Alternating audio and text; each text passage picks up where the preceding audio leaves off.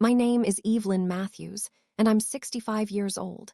8 years ago, I made a decision that haunted me every single day. I walked away from my son Marcus and his family, disappeared without explanation. Let them believe whatever they wanted to believe about why I left. It was the hardest thing I'd ever done, and I told myself I'd never go back. But nothing, and I mean nothing, prepared me for the moment I stood on Marcus's front porch after 8 years of silence, rang the doorbell, and watched his face go white with shock when he opened the door. "Mom," he whispered like he was seeing a ghost. "Hello, Marcus. I know this is unexpected, but I need to talk to you. There's something you need to know, something I should have told you 8 years ago." Behind him, I could hear children's voices. My grandchildren, children I'd never met, children who didn't know I existed. Marcus stood frozen in the doorway, his hand gripping the door frame so hard his knuckles turned white. "You have 5 minutes," he said, his voice cold. "Say whatever you came to say and then leave." "Marcus, what I have to tell you, it's going to change everything. About why I left, about your father, about your entire life. My father's been dead for 10 years. What could you possibly—" "He's not dead, Marcus. Your father is alive. And that's not the only thing I lied to you about." His face went from white to gray. "What did you just say?"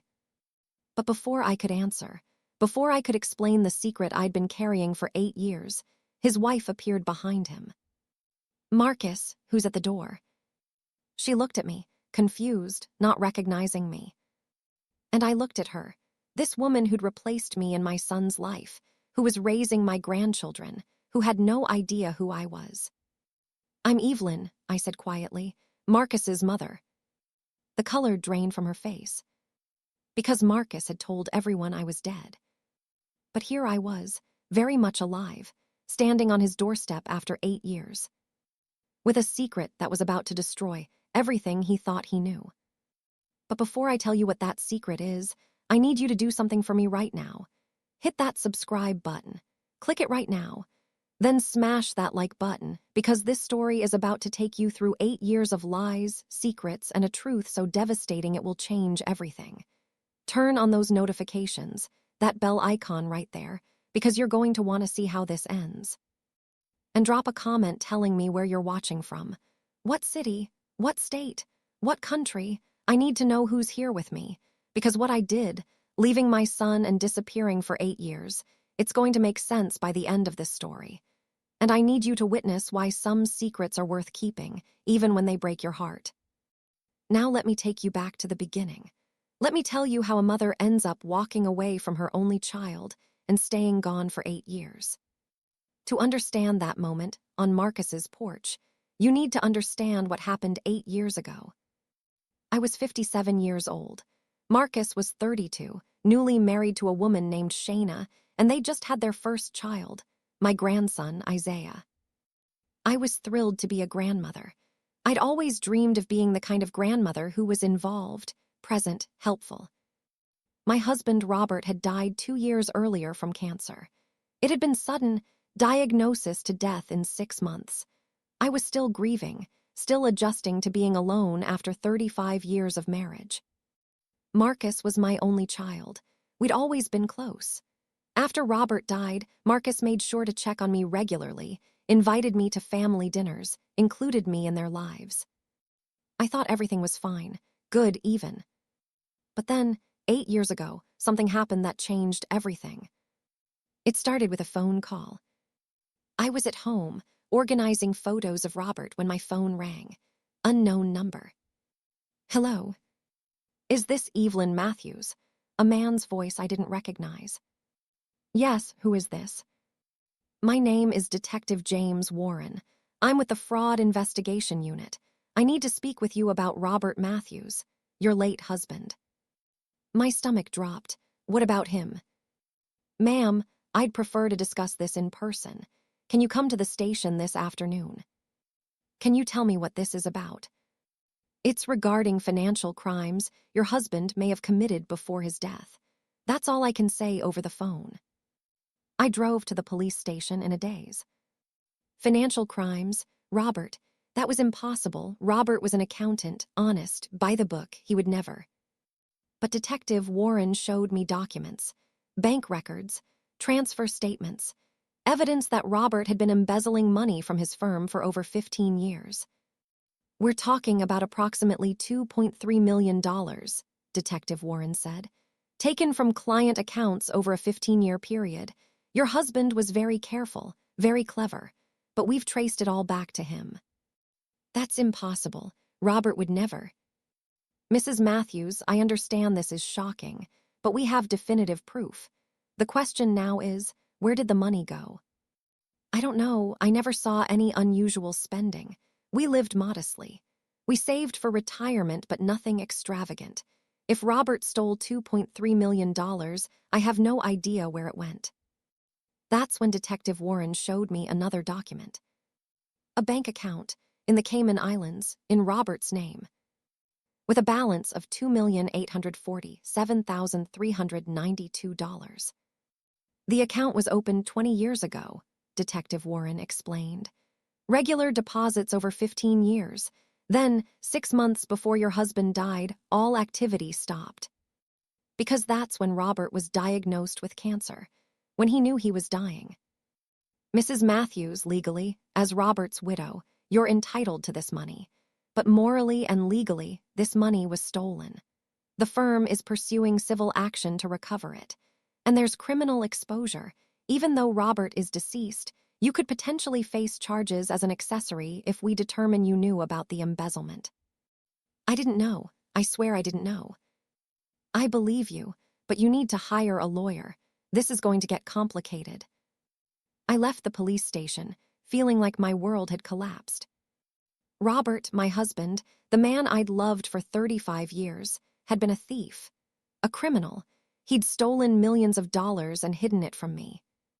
And now I was being investigated, potentially facing charges, definitely facing a civil lawsuit. I hired a lawyer, Daniel Rothstein, recommended by a friend. Evelyn, this is serious, he said after reviewing the evidence.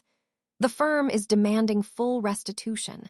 They're claiming you benefited from the stolen money and should return it all. But I didn't know about it. I never saw that money. That may be true, but proving it will be difficult. You were married to Robert. You lived in his house, shared his life. A jury might assume you knew something. What happens if they win the lawsuit? They could take everything. Your house, your savings, your retirement accounts. Everything you and Robert built together. But that's not fair. I earned that too. I worked. I saved. Just because Robert stole money I didn't know about doesn't mean I should lose everything. I know, but fair and legal aren't always the same thing. The lawsuit moved forward. The firm was aggressive, ruthless. And then things got worse. The media found out.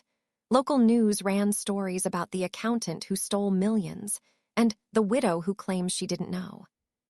My name was in the papers. My photo was on the news. People started recognizing me, whispering, judging.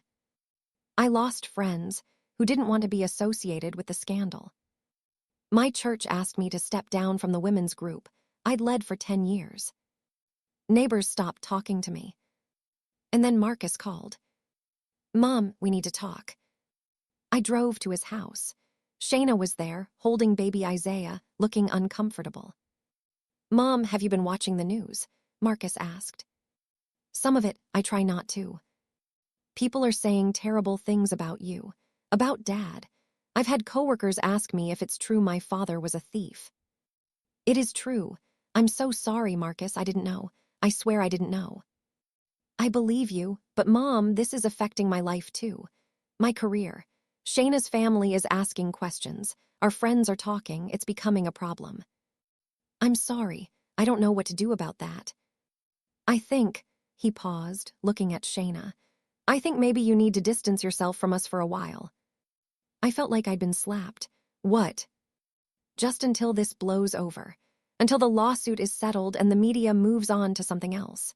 If you're around us, people will keep asking questions, keep bringing it up. I need to protect my family, Mom. I am your family. I know, but I have a wife and son now. They're my priority. So you want me to what? Disappear? Not forever, just for a while, let things calm down. Then we can reconnect. I looked at Shayna, who wouldn't meet my eyes. Did you ask him to do this? I asked her. I think it's best for everyone, she said quietly. Best for everyone. I'm being sued for millions of dollars, investigated by police, abandoned by my friends, and now my own son wants me to disappear. It's not forever, Mom. How long, Marcus? How long until it's safe to acknowledge your mother again? He didn't answer. I left that day, feeling more alone than I'd ever felt in my life. Robert was dead. I was being sued. The media was destroying my reputation. My friends had abandoned me. And now my only son didn't want me around. The lawsuit dragged on for months. Finally, my lawyer Daniel came to me with news. Evelyn, they're willing to settle. For how much? They want the full $2.8 million from the Cayman account. Plus, they want your house and half your retirement savings. That's everything. Almost everything. But if you fight this in court, you could lose even more. And there's still the risk of criminal charges. What do you recommend? Take the settlement. Give them what they want. Walk away before this destroys you completely. So that's what I did. I signed away the stolen money I'd never touched. I signed away my house, the house where Marcus had grown up, where I'd lived with Robert for 30 years. I signed away half my retirement savings. I was left with $127,000 and no home. At 57 years old, I was starting over with almost nothing. I rented a small apartment across town, tried to rebuild my life. But the shame followed me everywhere. People knew who I was, the wife of the thief, the woman who claimed she didn't know. I couldn't get away from it. And Marcus stayed distant. He'd call occasionally, ask how I was doing, but the warmth was gone, the closeness we'd had was broken. He never invited me to family dinners anymore, never asked me to babysit Isaiah, never included me. 6 months after the settlement, I made a decision. I couldn't stay. I couldn't live in a place where everyone knew my shame, where my own son was ashamed to be seen with me. I needed to start completely over, somewhere no one knew me, somewhere I could be just Evelyn, not the embezzler's widow.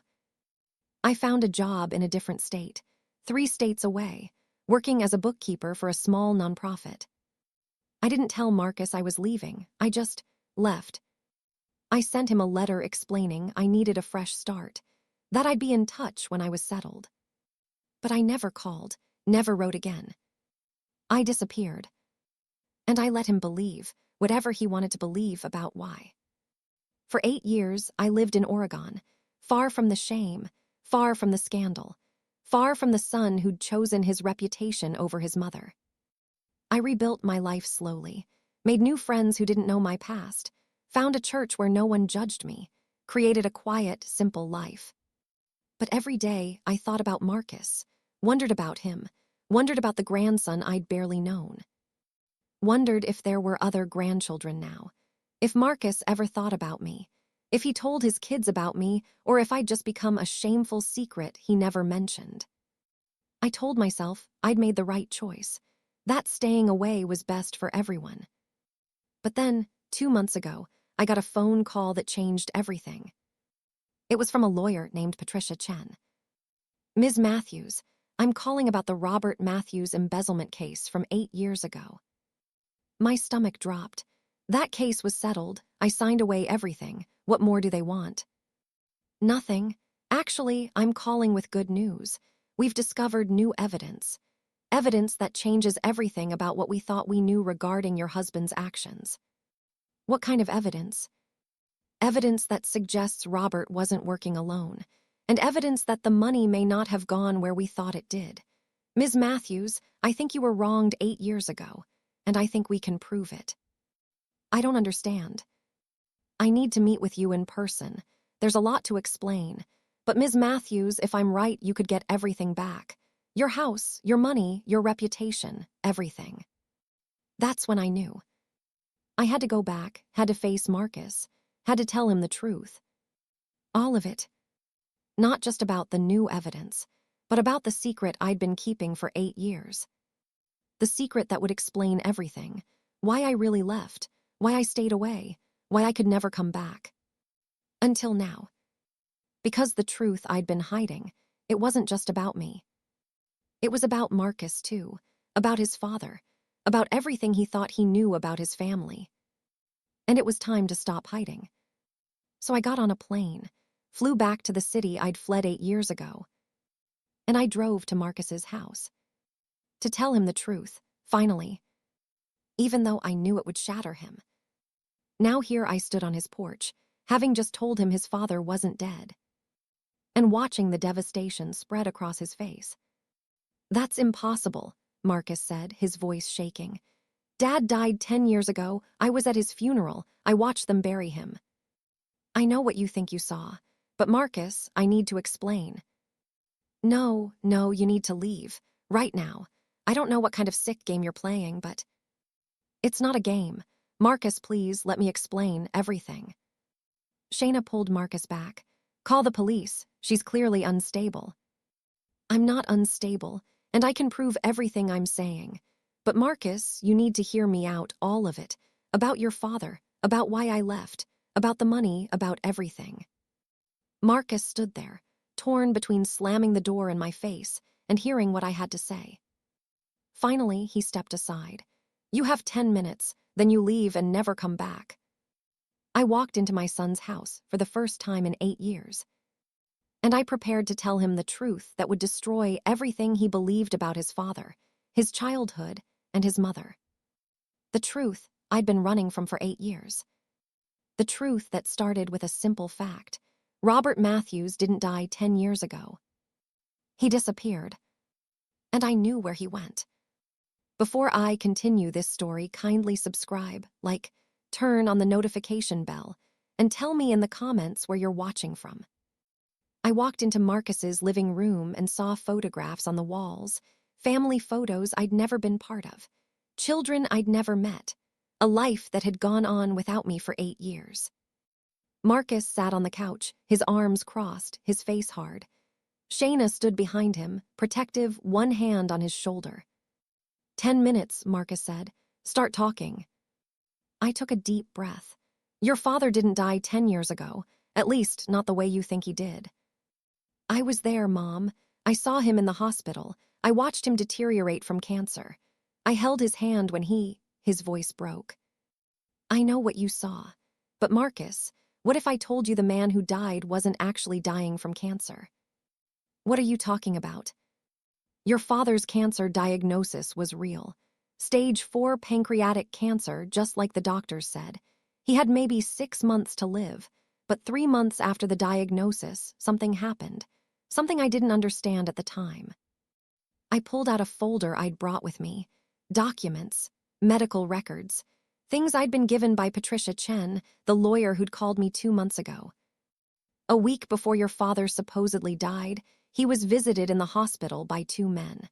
I didn't think anything of it at the time. I assumed they were from his accounting firm, coming to pay respects. But they weren't from the firm. I showed Marcus a photograph. 2 men in suits standing outside Robert's hospital room. These men were federal agents, FBI. They were investigating Robert's embezzlement, but they weren't there to arrest him. They were there to make him an offer. Marcus took the photo, his hands shaking. What kind of offer? Witness protection, in exchange for testimony against the people who were actually behind the embezzlement scheme.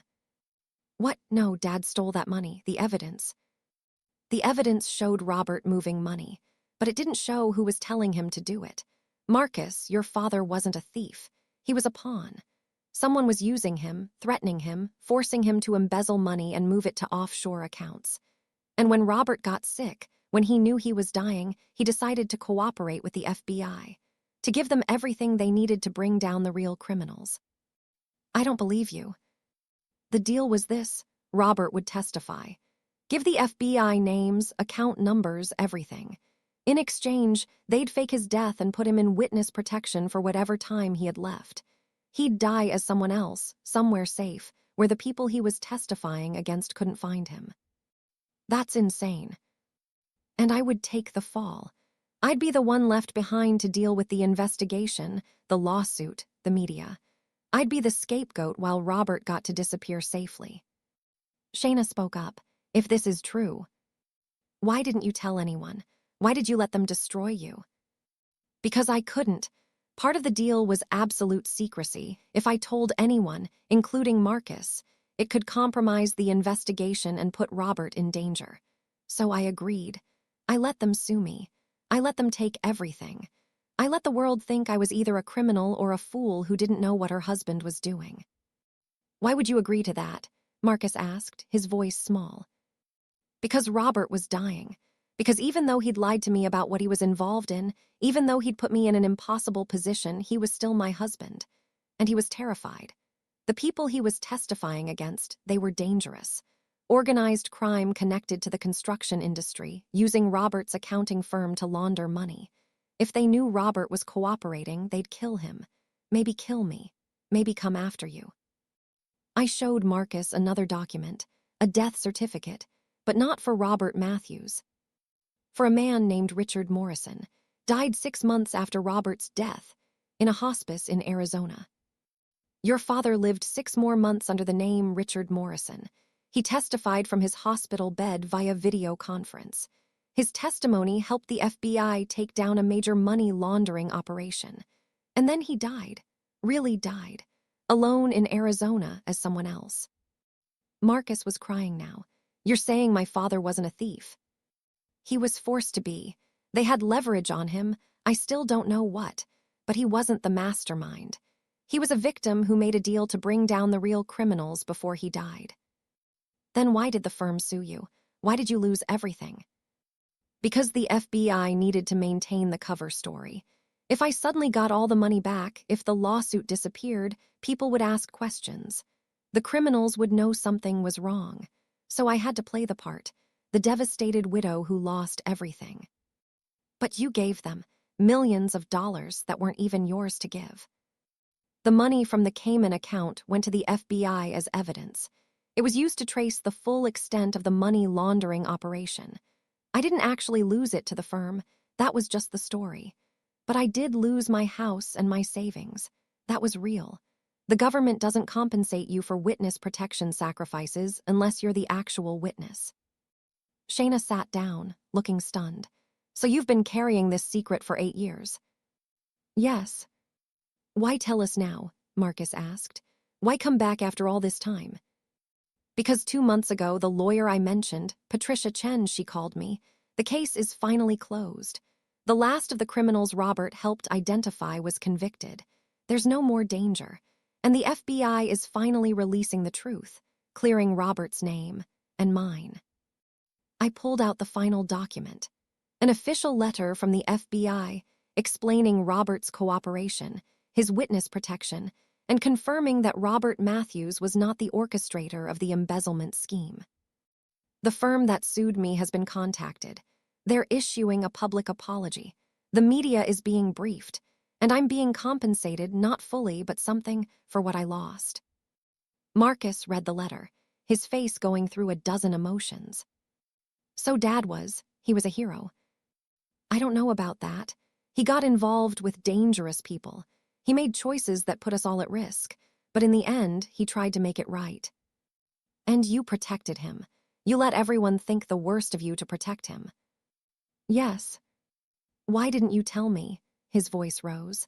Why didn't you tell me any of this? I could have helped you, I could have. You couldn't know, Marcus. No one could know. That was the deal. So instead you just left. You just disappeared and let me think. What? That you were ashamed. That you couldn't face me. Do you know what I thought, Mom? I thought you blamed me for pushing you away. I thought I'd driven you away and I'd never see you again. I know, and I'm sorry. But Marcus, there's more. More? How could there possibly be more? I took a shaky breath. This was the part I'd been dreading, the part that wasn't about Robert. When I left 8 years ago, it wasn't just because of the shame and the lawsuit. It was because I found out something else, something about you. About me. About your birth. The room went completely silent. What about my birth? Marcus asked slowly. Robert wasn't your biological father. The words hung in the air like a bomb waiting to explode. What did you say? Marcus whispered. I found out a month before I left. Found documents in Robert's belongings after the lawsuit was settled. Papers he'd kept hidden for 32 years. Adoption papers, from when you were 3 days old. Marcus stood up abruptly. No, that's not possible. I'm not adopted. I have baby pictures, I have. You were adopted through a private arrangement, not official channels. Robert and we'd been trying to have children for years. Nothing worked. We were devastated. And then Robert came home one day and told me he'd found a solution. A private adoption. A baby boy. No questions asked. You're lying. I'm not. Marcus, I didn't know until 8 years ago. Robert never told me the adoption was irregular. I thought it was all legal and proper. But when I found the papers, I realized we'd essentially bought you. Robert paid someone $50,000 cash for a 3-day-old baby. You. Shayna grabbed Marcus's arm. Evelyn, this is too much. You need to stop. I can't stop. Not now. Marcus needs to know everything. Know what? Marcus shouted. That my entire life is a lie. That the man I thought was my father was a criminal. That I'm not even really a Matthews. What else, Mom? What else are you going to destroy today?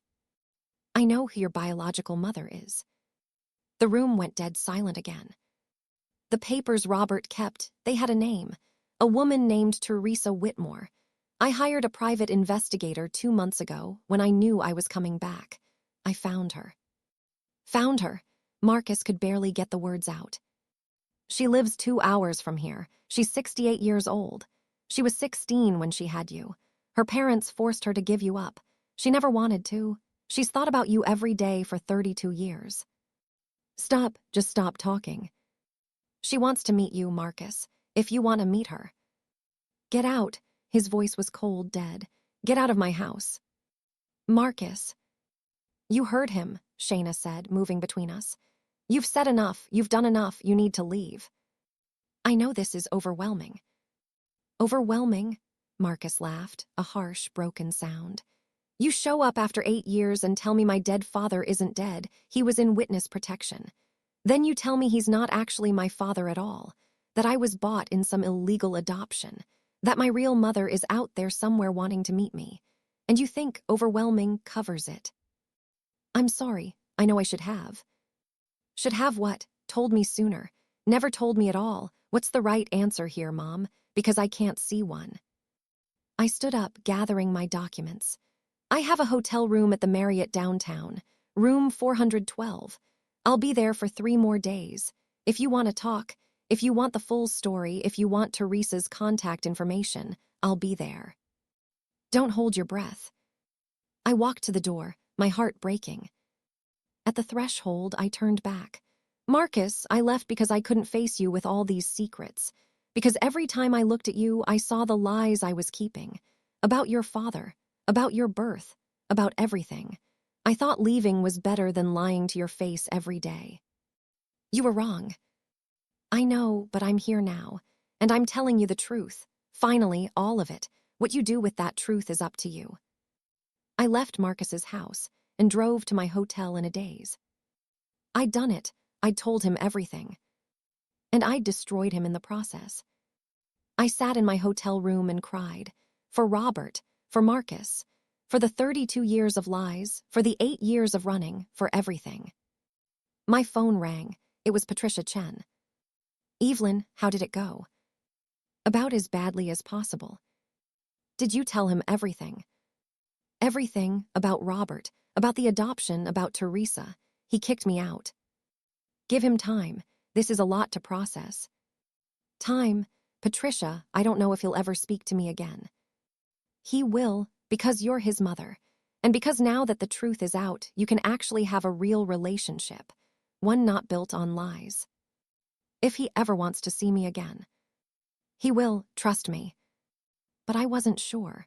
The look on Marcus's face when I left, it was devastation mixed with betrayal, mixed with fury. I might have lost my son permanently by telling him the truth.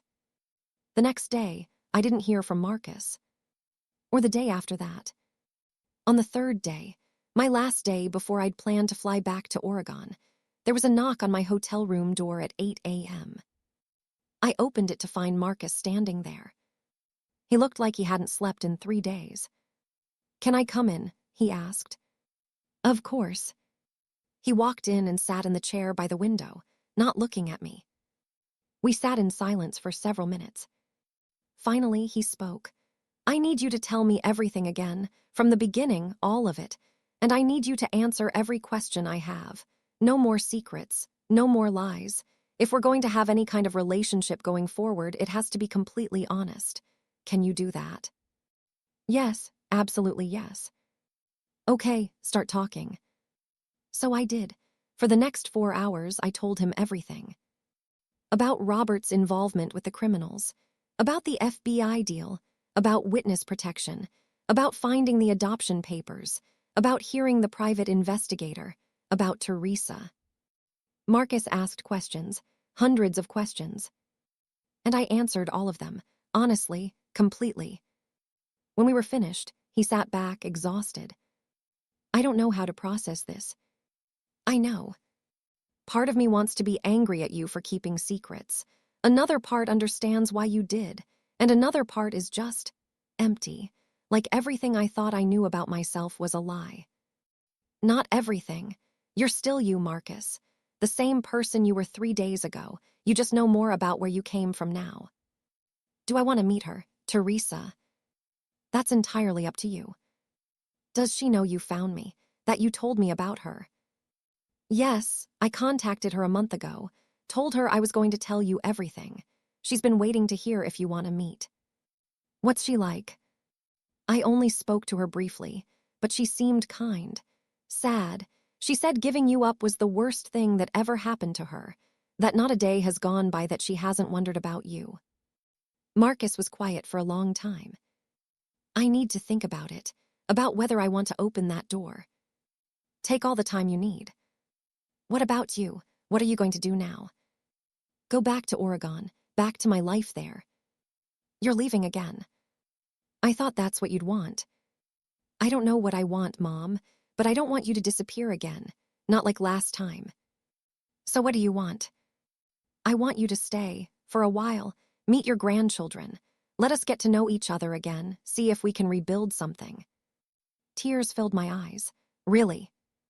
"Yeah, but Mom, it has to be different this time. No secrets, no disappearing. If you're in our lives, you're really in, not halfway, not with one foot out the door ready to run. Can you do that?" "Yes, I promise." "Okay, then stay." We talked for another hour, making plans. I'd extend my hotel stay, meet the grandchildren this weekend, start slowly rebuilding our relationship. When Marcus left, I felt lighter than I had in 8 years. But as I sat alone in my hotel room, my phone rang again. Unknown number. "Hello?" "Ms. Matthews," a man's voice, unfamiliar. "Yes." "My name is David Whitmore. I'm Teresa's son, your grandson Marcus's half-brother." My blood ran cold. "How did you get this number?" "From my mother. She gave it to me after you told her you'd found Marcus. Ms. Matthews, I need to warn you about something." "Warn me about what?" "My mother isn't who you think she is.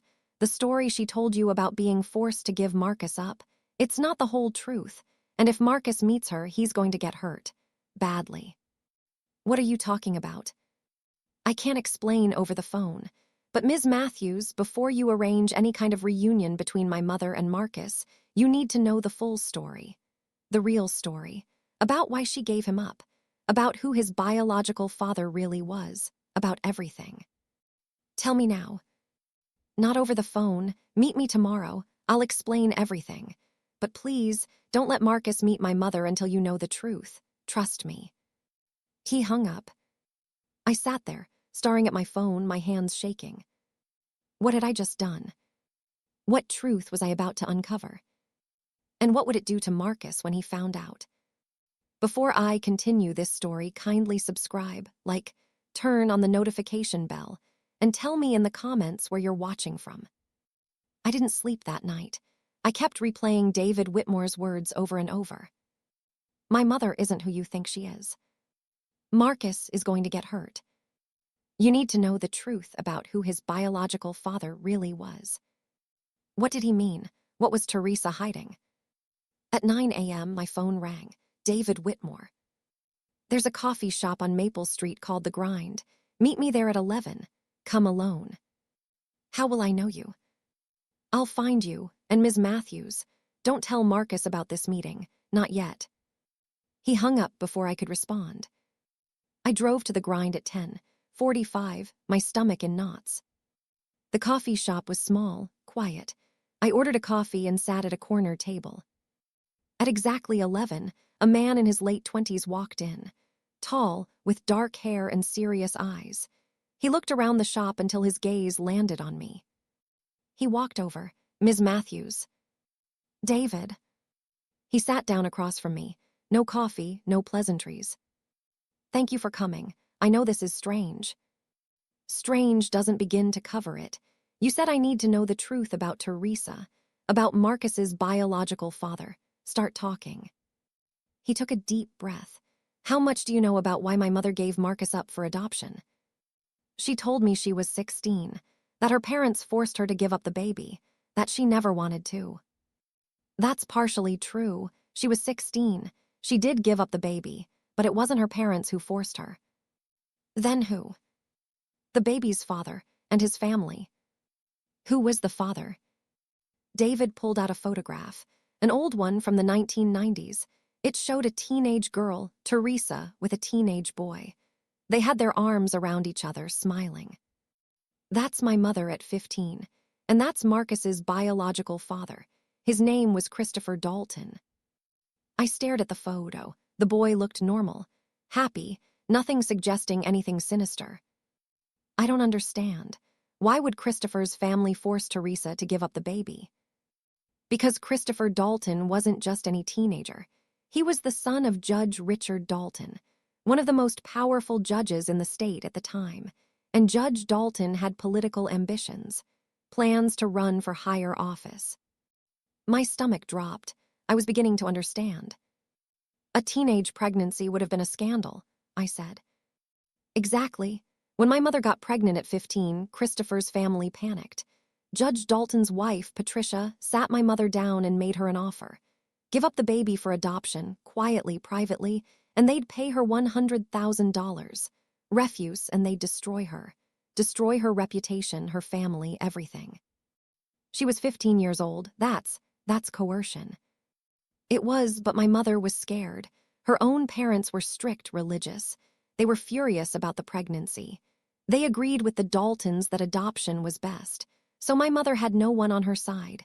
She was alone, pregnant, and terrified. What about Christopher, the father? He wanted to keep the baby. He loved my mother. They'd been dating for 2 years. He wanted to get married, raise their child. But his parents shut him down, sent him away to a boarding school across the country. My mother never saw him again. So she gave up the baby. Yes, and the Daltons arranged everything. A private adoption, cash payment, no official records. They found your husband Robert somehow through connections and facilitated the sale. I felt sick. Robert bought Marcus from them. Yes, for $50,000. The Daltons kept the other $50,000 as a fee for arranging everything. And Teresa. She was devastated. She wanted to keep Marcus, but she was 16 by the time he was born, broke, alone. Her parents kicked her out after she gave birth. She had nothing, so she took the money and tried to move on with her life. But she couldn't. No, she spent years looking for Marcus, but there were no records, no way to trace where he went. The adoption was completely off the books.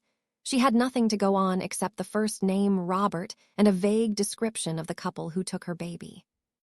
I absorbed all of this, my mind reeling. Why are you telling me this now? David's face darkened. Because there's more. About Christopher, about the Dalton family. Things my mother doesn't know, things I discovered only recently. What things? Christopher Dalton died 6 months after Marcus was born. Car accident. At least, that's what the official report said. What do you mean, official report? I'm an investigative journalist. 6 months ago, I was researching a story on Judge Dalton. He's retired now, but still influential. I came across the accident report from Christopher's death. Something didn't add up, so I dug deeper. He pulled out another folder. Documents, police reports, photographs. Christopher didn't die in an accident. He was murdered, made to look like an accident, and I have evidence that suggests Judge Dalton was involved. I felt my blood run cold. Why would a father murder his own son? Because Christopher was going to expose what his family had done. He'd kept letters, documents, proof that they'd coerced Teresa into giving up Marcus. He was going to go public, destroy his father's career and reputation, and Judge Dalton couldn't let that happen. Oh my God. There's more. Judge Dalton is still alive, 87 years old, still connected, still powerful. And Ms. Matthews, if Marcus meets my mother, if he starts asking questions about his biological father, Judge Dalton will find out. And I'm terrified of what might happen. You think Marcus is in danger? I think the Dalton family has already killed once to protect their secrets. I don't want Marcus to be number 2. Does Teresa know any of this? About Christopher being murdered? No, she thinks he died in a car accident just like everyone else. I haven't told her what I discovered because she's fragile. The guilt over giving up Marcus has haunted her for 32 years. If she knew Christopher was murdered trying to fight for their son, it would destroy her. So what do you want me to do? I want you to wait. Don't facilitate a meeting between Marcus and my mother yet. Not until I can verify a few more things. I'm close to having enough evidence to expose Judge Dalton publicly. Once that happens, once the truth is out, he can't hurt anyone anymore. Then Marcus can safely meet Teresa, learn his history, everything. How long? 2 weeks, maybe 3. I just need a little more time. I thought about Marcus, about how much he was already dealing with, learning his father was in witness protection, learning he was adopted. And now this, learning his biological father was murdered, that his biological family might be dangerous. Okay, I'll wait. But David, Marcus is already asking about Teresa. He's thinking about whether to meet her. I can't keep putting him off without a reason. Tell him you're still gathering information. Tell him Teresa wants to wait until she's emotionally ready. Tell him anything. Just give me 3 weeks. All right, 3 weeks. David stood up. Thank you, and Ms. Matthews, be careful. The Daltons have resources. If they find out you're connecting Marcus to Teresa, if they think their secrets might come out, they won't hesitate to protect themselves. He left before I could ask anything else. I sat there, my coffee cold, my mind spinning. What had I gotten Marcus into? I drove back to my hotel and immediately called Patricia Chen, my lawyer. Patricia, I need your advice. I told her everything David had told me, about the Daltons, about Christopher's death, about the possible danger. Evelyn, this is serious. If what David says is true, you need to be very careful, but you also need verification. David could be wrong, or lying, or mentally unstable. Don't take his word as fact without proof. How do I get proof? I can look into Judge Dalton, see what I can find about Christopher's death. But Evelyn, if this is true, you need to think about whether telling Marcus is the right thing to do. What do you mean? I mean, Marcus has already had his entire world turned upside down. Learning his biological father was murdered might be too much. It might be kinder to let him believe Christopher died in an accident. That's lying. It's protecting him from unnecessary pain. I'm done with lies, Patricia. I told Marcus no more secrets. I can't start lying to him again. Then you need to be prepared for the fallout, because this truth, if it is the truth, is going to devastate him. After I hung up with Patricia, I sat alone in my hotel room, trying to figure out what to do. My phone rang. Marcus. Mom, can you come over for dinner tonight? I want you to meet the kids properly. Shayna and I talked, and we think it's time. I'd love that. Good, 6 o'clock. And Mom, thank you for coming back, for telling me the truth. I know it wasn't easy. You're welcome, sweetheart. After he hung up, I sat there feeling like the worst person in the world. Because I was still keeping secrets. About David, about Christopher, about the danger that might be waiting if Marcus pursued his biological family. But I'd promised David 3 weeks. So I'd wait and pray I was making the right choice. That evening, I went to Marcus's house for dinner. It was surreal, sitting at their dining table, meeting my grandchildren for the first time. Isaiah was 8 years old, quiet, observant, with Marcus's eyes. Maya was 5, bubbly, talkative, full of questions. And there was a baby, Caleb, just 6 months old. I hadn't even known he existed. "Grandma, where have you been?" Maya asked innocently. Marcus and Shayna exchanged glances. "I was living far away, sweetie, but I'm back now." "Are you going to live here?" "No, but I'm going to visit a lot, if that's okay with your mom and dad." "It's okay," Marcus said. "We want you here." Dinner was good, awkward at times, but good. The kids warmed up to me quickly. Shayna remained polite but distant. I didn't blame her. After the kids went to bed, Marcus, Shayna, and I sat in the living room. "I've been thinking," Marcus said, "about Teresa, my biological mother. I think I want to meet her." My heart sank. "Are you sure? There's no rush. You could take more time to process everything first." "I've had 3 days. I've thought about nothing else. And I think I need to do this, to understand where I came from, to hear her side of the story." "Marcus, there might be complications." "What kind of complications?" I hesitated.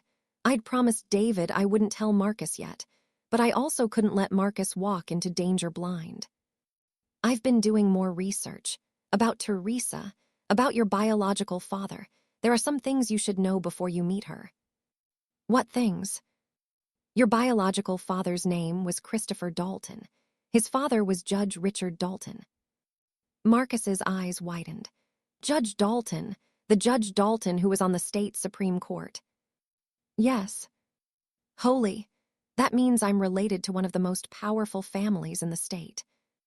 "Yes, but Marcus, the Daltons aren't good people. They coerced Teresa into giving you up. They paid Robert to take you. They've buried this secret for 32 years. "Do they know about me, that I exist?" "I don't know. But if you start asking questions, if you try to contact them, they'll find out." "Good. I want them to know. I want them to know what they did, how they destroyed my biological mother's life." "Marcus, you need to be careful." "Careful of what? They can't hurt me.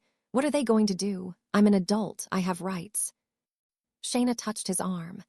"Baby, maybe your mom is right. Maybe we should wait, learn more before you reach out to anyone." "I'm tired of waiting. I've waited 8 years to have my mother back in my life. I'm not waiting to meet my biological mother, too." "Just give me 3 weeks," I said. "Let me gather more information, make sure it's safe." "Safe? Mom, what aren't you telling me?" I couldn't answer. I'd promised David. But my silence spoke volumes. "Mom, what aren't you telling me?" "I can't say. Not yet. But please, Marcus, trust me. 3 weeks. Then I'll tell you everything and help you contact Teresa if you still want to." Marcus stood up, angry. "We just talked about this. No more secrets, no more lies. And here you are, keeping something from me again." "It's not my secret to tell." "Then whose is it?" "I can't say. But Marcus, I'm trying to protect you." "I don't need protection. I need the truth. All of it." "In 3 weeks you'll have it, I promise." "That's not good enough." "It has to be, because the alternative is you getting hurt. And I won't let that happen. Not again." Marcus and I stared at each other, both stubborn, both frustrated. Finally, Shayna intervened. "Okay, both of you stop. Marcus, your mom is trying to help. Give her the 3 weeks. What's 3 more weeks after 8 years?" "Fine, 3 weeks. But Mom, after that you tell me everything, or I'll find out on my own, and I won't be happy about it." "Agreed." I left Marcus's house that night feeling like I was standing on a cliff edge, about to fall. 3 weeks. 3 weeks to let David gather his evidence. 3 weeks to figure out how to tell Marcus the truth without destroying him. 3 weeks that would change everything. But I didn't have 3 weeks. Because the next morning, I got a call from David Whitmore. "Ms. Matthews, we have a problem. Judge Dalton knows. Someone told him about Marcus, about you, about everything, and he's coming for us." "What do you mean, coming for us?" "I mean we're in danger, all of us. You, me, Marcus, my mother. Judge Dalton has spent 32 years burying this secret. He's not going to let it come out now. You need to get Marcus somewhere safe, and you need to do it now." Before I continue this story, kindly subscribe, like, turn on the notification bell, and tell me in the comments where you're watching from. I didn't waste time asking questions. I called Marcus immediately. "Mom, it's 7 in the morning. Pack a bag for your family. Right now. You're coming to stay with me at the hotel." "What? Why?" "I'll explain when you get here. But Marcus, trust me. You're in danger, all of you. Pack enough for a few days and get to the Marriott as fast as you can." "Mom, you're scaring me." "Good, you should be scared. I'm in room 412. Get here within the hour." I hung up and called Patricia Chen next. "Patricia, I need security. For me and my family, right now." "What happened?"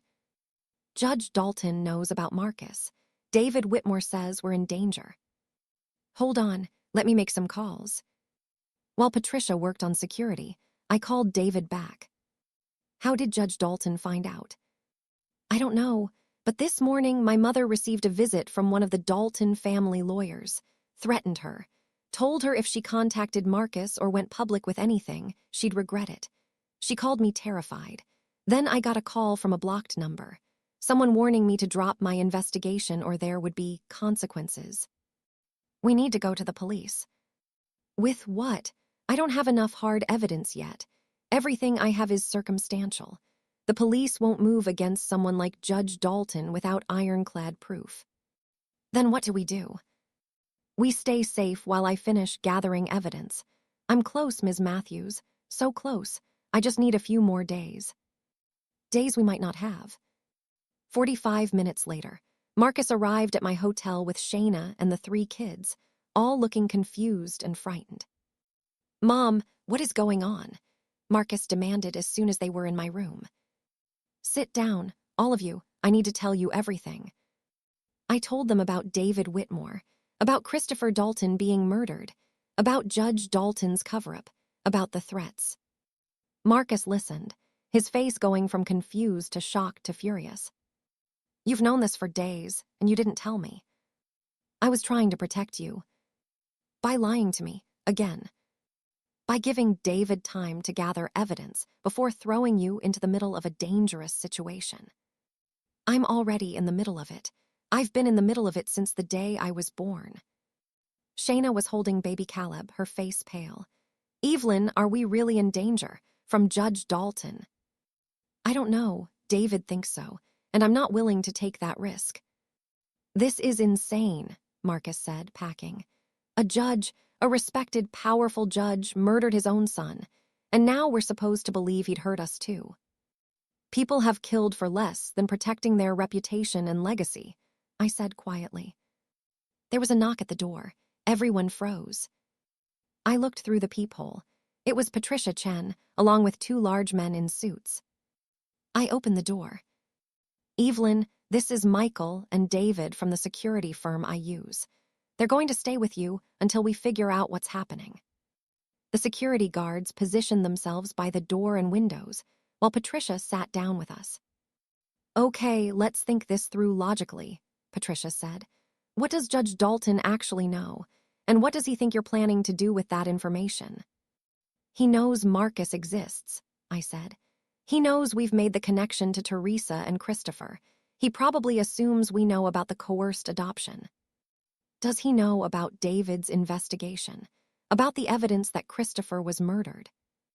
"I don't know." "Because that's the key. If he thinks you just know about the adoption, that's embarrassing but not criminal. But if he knows David is building a murder case, that's when he becomes truly dangerous." Marcus spoke up. "We need to go public, now, before he can do anything to stop us." "With what evidence?" Patricia asked. "David said himself he doesn't have enough yet." Then we hold a press conference. Tell the story of the adoption. Get it out there so Dalton can't bury it. And say what? That 32 years ago, a powerful judge's son got a girl pregnant and the family arranged a private adoption. That's not illegal. Unseemly, yes, but not criminal. You'd just be airing dirty laundry without accomplishing anything. So we do nothing. Marcus was furious. We just hide here while some old judge decides whether to come after us. We wait for David to finish his investigation, I said. Then we go public with everything. The adoption and the murder. That way Dalton can't dismiss it as just family drama. My phone rang. David Whitmore. Ms. Matthews, I need to meet with you. I found something big. Can you get away? I'm not leaving my family unprotected. Then bring your security, but you need to see this. It changes everything. An hour later, we all gathered in a conference room at Patricia's law office. Me, Marcus, Shayna, Patricia, the 2 security guards, and David Whitmore. David looked like he hadn't slept in days. He spread documents across the conference table. I found the evidence. Solid, provable evidence that Judge Dalton murdered his son. He pointed to a police report. This is the official accident report from Christopher's death. Single-car accident, lost control on a wet road. Car went off a cliff, ruled accidental. Then he pulled out another document. This is the toxicology report that was sealed by court order 3 days after Christopher's death. Judge Dalton had it sealed, claiming it contained sensitive medical information about his son. What did it show? Marcus asked. Rohypnol, the date rape drug, in Christopher's system at the time of the crash, enough to incapacitate him completely. There's no way Christopher was driving that car. Someone drugged him, put him behind the wheel, and sent the car over the cliff. The room went silent. How did you get a sealed report? Patricia asked. I have a source in the court clerk's office. Someone who was tired of Judge Dalton getting away with things. They gave me a copy. That might not be admissible in court. I don't care about court. I care about the truth. And the truth is that Judge Dalton murdered his son to protect his political career and his family's reputation. Marcus was staring at the toxicology report, his hands shaking. My biological father was murdered because he tried to do the right thing, because he tried to fight for me. Yes, David said quietly. Christopher loved you. He wanted you. He was willing to destroy his relationship with his family to be your father, and they killed him for it. Who's they? I asked. Was it just Judge Dalton or others? I think it was the judge and his wife Patricia. I found evidence that she purchased Rohypnol from a pharmacy using a fake prescription 2 weeks before Christopher died. The pharmacy records are all here. He spread out more documents. Prescription records, pharmacy receipts, a web of evidence pointing directly at Judge and Mrs. Dalton. This is enough, Patricia said, examining the documents. This is absolutely enough to reopen the investigation, to charge them with murder. Then we go to the police, Marcus said. Right now, we give them everything and let them handle it. We need to be smart about this, Patricia cautioned. Judge Dalton still has connections. If we go to the local police, he might have people there who will warn him, give him time to destroy evidence or flee. Then who do we go to? The State Attorney General's office. They're independent, and I know the chief investigator there. She's incorruptible. If we give her this evidence, she'll act on it. David nodded. I'm ready. I've been ready. Let's do it. Wait, I said. What about Teresa? Does she know any of this? David's face fell. No, I still haven't told her about Christopher being murdered. I couldn't figure out how. She needs to know, before this goes public. She deserves to hear it from family, not from the news. Will you help me tell her? David asked. I don't think I can do it alone. I looked at Marcus. Do you want to meet her before all of this explodes? Marcus was quiet for a long moment. Then he nodded. Yes, I want to meet my mother, and I want to be there when she learns what really happened to Christopher. She shouldn't have to face that alone. 2 hours later, we were driving to Teresa's house. Me, Marcus, David, and one of the security guards. Teresa lived in a small, neat house in the suburbs, the kind of house that spoke of a quiet, careful life. David knocked on the door. When Teresa opened it, I saw Marcus's breath catch. She was in her late 60s, with graying hair and kind eyes that looked exactly like Marcus's. "David, what's wrong?" Then she saw Marcus standing beside him and her hand went to her mouth. "Oh my God, is this?" "Mom, this is Marcus, your son. He knows everything, and he wanted to meet you." Teresa started crying immediately. "Marcus, my baby. Oh my God. You're really here." Marcus stepped forward hesitantly. "Hi, I don't know what to say." "Can I hug you? Is that okay?" Marcus nodded, and Teresa pulled him into her arms, sobbing. I stood back, my own eyes wet, watching a mother and son reunite after 32 years apart. When they finally separated, Teresa looked at David. How did you find him?" "It's complicated, Mom, and there's a lot we need to tell you. Can we come in?" We sat in Teresa's modest living room. She couldn't take her eyes off Marcus, reaching out every few seconds to touch his hand, his arm, as if confirming he was real. "I need to tell you something," David said gently. "About Christopher, about what really happened to him." "What do you mean? He died in a car accident." "No, Mom, he was murdered by his parents, Judge and Mrs. Dalton." Teresa's face went white. "What?" David explained everything. The toxicology report, the evidence, the cover-up. Teresa listened, her hand gripping Marcus's tighter and tighter. "They killed him. Richard and Patricia killed their own son." "Yes, because Christopher was going to expose what they did, how they forced you to give up Marcus. He had evidence, documents. He was going to destroy their reputation, and they couldn't let that happen." Teresa stood up abruptly, stumbling. Marcus caught her. "He died trying to fight for our baby, for us." "Yes," David said quietly. Teresa broke down completely. Marcus held her while she sobbed, this woman who was a stranger but also his mother. "I loved him so much," Teresa cried. "We were just kids, but I loved him. And I've spent 32 years thinking he moved on, forgot about me, lived his life. But he never got to live. They took that from him. They took everything."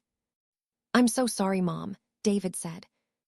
After Teresa had calmed down somewhat, Marcus spoke. "We're going to make this right. We're going to make sure everyone knows what they did.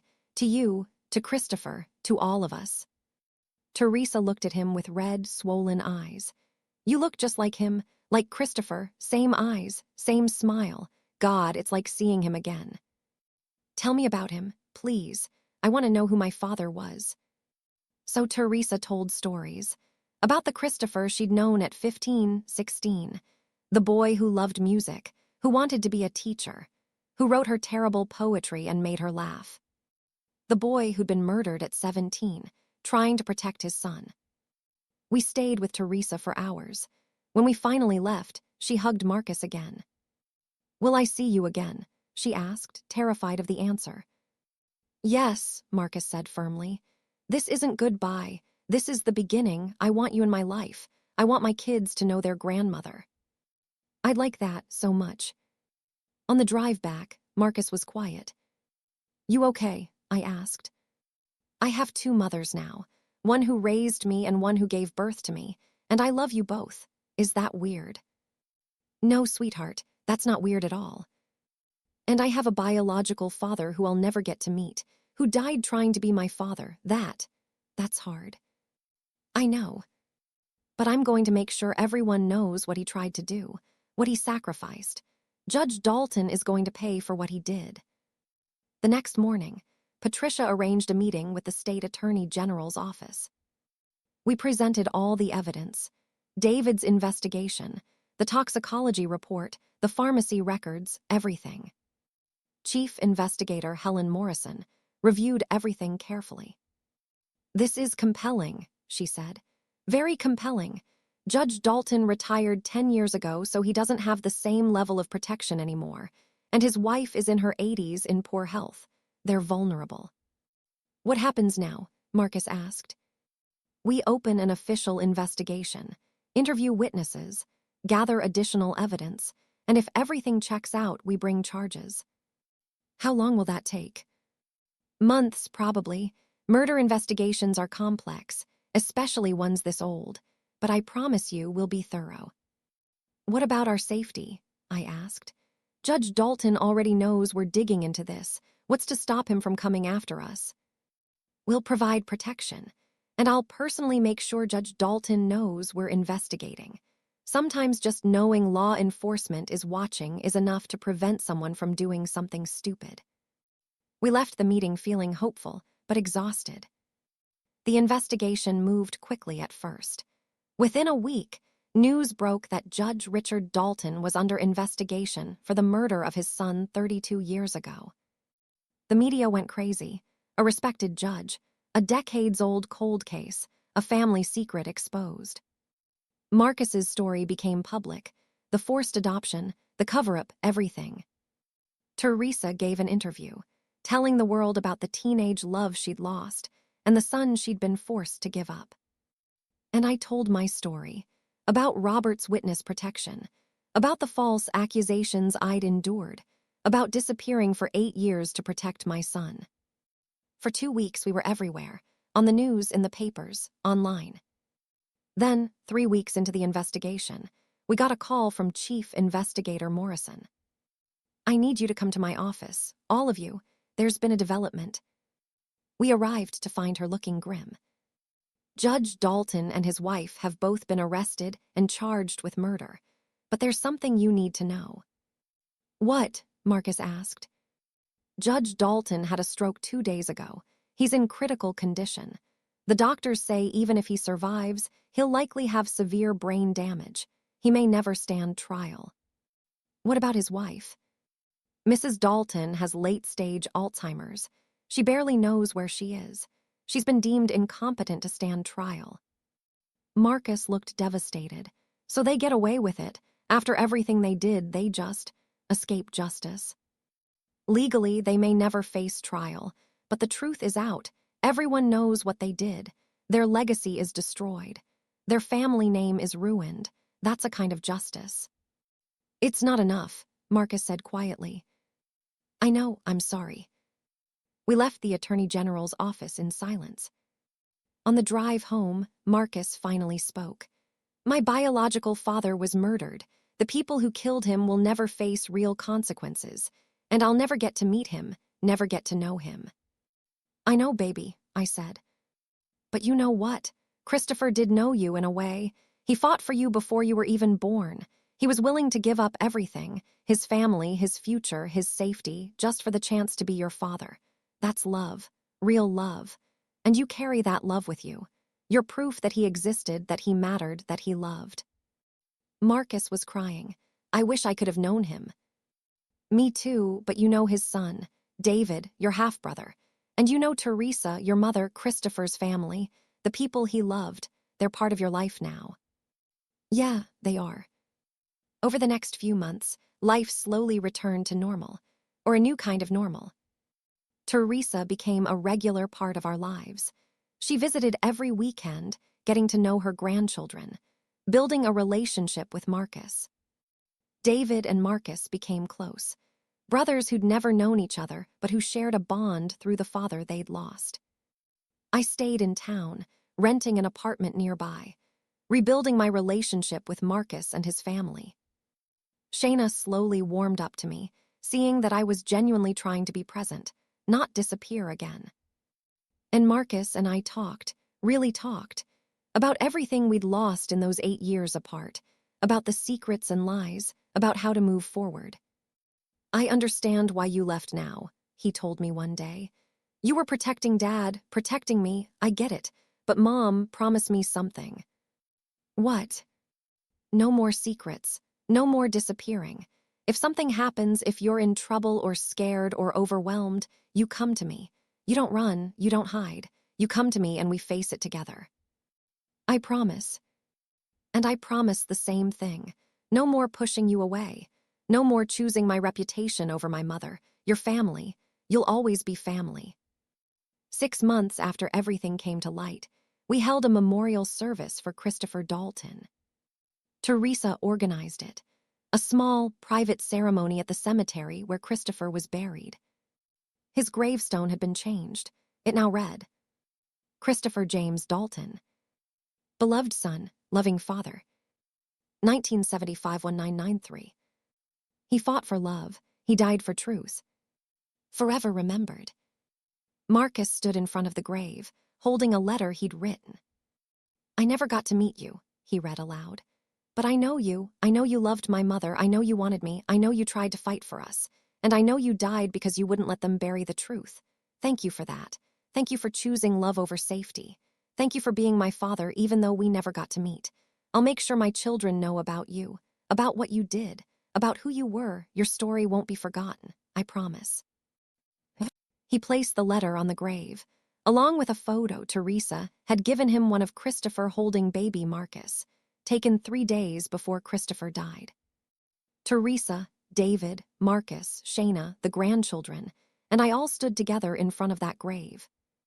A family brought together by tragedy, by secrets, by lies.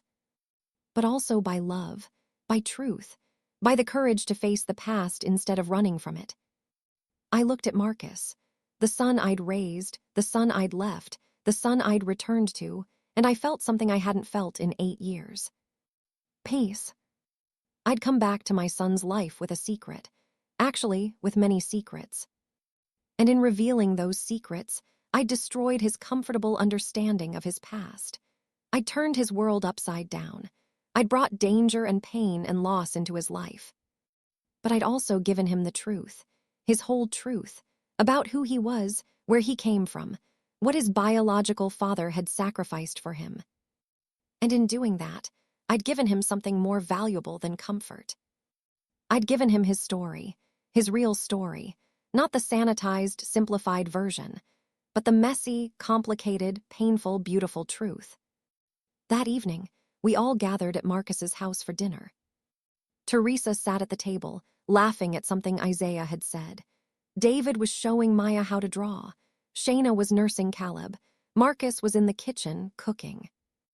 I watched them all, this patchwork family, assembled from broken pieces, and I smiled. What are you thinking about, Mom? Marcus asked, bringing out a dish of pasta. I'm thinking about how far we've come, how much we've lost, and how much we've found. Any regrets? About coming back, about telling you everything. No, not one. Good, because I'm glad you came back. Even with all the chaos and pain and craziness, I'm glad. Me too, baby, me too. After dinner, after the kids were in bed, Marcus and I sat on the back porch, just the two of us. I've been thinking about the future, he said, about what I want my kids to learn from all of this. What do you want them to learn? That family isn't just about blood, it's about showing up. It's about telling the truth even when it's hard. It's about fighting for the people you love even when it costs you everything. That's what Christopher did. That's what you did when you came back. That's what I want to teach them. That's a good lesson. And I want them to know that it's never too late to come back, never too late to tell the truth, never too late to start over. That's true. You were gone for 8 years, Mom. I thought you were never coming back, but you did. And now I have my mother back, and I have Teresa, and I have David. I have a whole family I didn't know existed, all because you had the courage to come back and tell the truth. It wasn't courage, Marcus, it was guilt, and love, and desperation. Whatever it was, I'm grateful for it. We sat in comfortable silence, watching the stars come out. Mom. Yes. I love you. I should have said it more over the past few months, but I love you. I never stopped loving you, even when you were gone, even when I was angry. I always loved you. I love you too, sweetheart, more than you'll ever know. I think I'm starting to understand, now that I'm a father, now that I can imagine what it would take to walk away from my kids, the kind of pain that would cause. You sacrificed everything to protect me and Dad. I see that now, and I'm sorry I didn't see it sooner. You have nothing to apologize for. Yes, I do. I pushed you away 8 years ago, right when you needed me most. If I'd been there for you, if I'd supported you instead of worrying about my reputation, maybe you wouldn't have had to leave. Maybe, but Marcus, you were a new father yourself.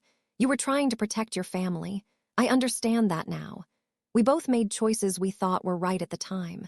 We can't change the past. We can only do better going forward. Then that's what we'll do. Better together. Together. As I drove back to my apartment that night, I thought about everything that had happened. 8 years ago, I'd walked away from my son because I couldn't bear the weight of secrets. I'd let him believe I was ashamed, that I was running from scandal, that I didn't care enough to fight for our relationship. But the truth was, I'd left because I loved him too much to lie to him every day. And I'd stayed away because I was afraid the truth would destroy him. In the end, the truth had destroyed his comfortable illusions, but it hadn't destroyed him. Instead, it had freed him, given him a complete picture of who he was, where he came from, what he was capable of. And it had freed me too. For 8 years, I'd been running, hiding, living half a life in a place where no one knew my name or my shame. But now I was home, really home, not in a place but with my family. My son, my grandchildren, Teresa, David, all of us connected by threads of truth and love and shared pain. I'd returned to my son's life with a secret. But I'd left with something better. A family, a real family, built on honesty instead of lies, on presence instead of absence, on truth instead of comfortable illusions. And that was worth everything I'd lost to get here. If this story touched you, please subscribe, like, and turn on the notification bell for more emotional stories like this. Tell me in the comments where you're watching from. Somewhere out there, I might be reading.